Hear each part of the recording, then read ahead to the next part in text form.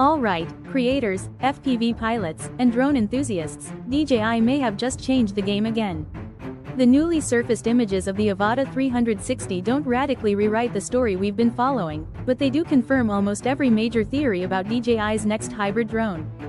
For the first time, we can see how it's actually built and what it's designed to prioritize. Unlike early renders or vague leaks, these live images reveal a carefully considered design.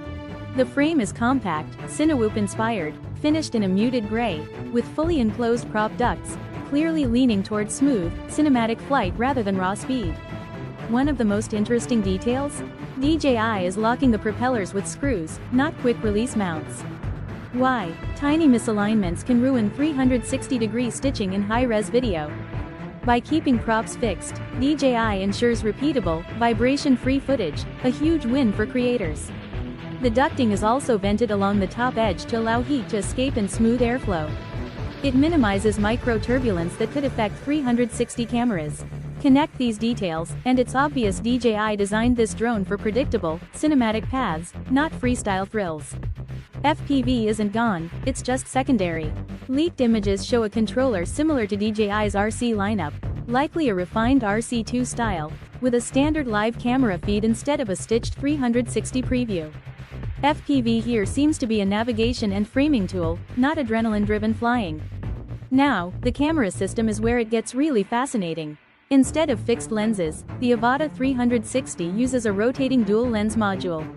One lens faces up, the other down, and they can rotate about 90 degrees so you can switch mid-flight between immersive 360 capture and traditional video.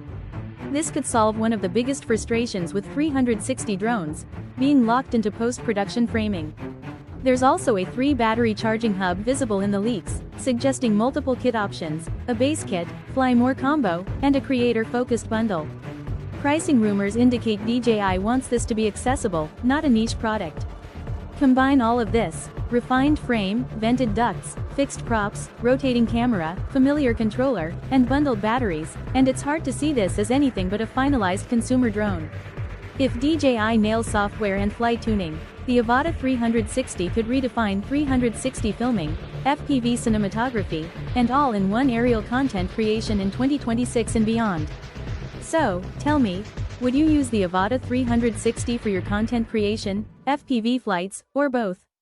Drop your thoughts in the comments.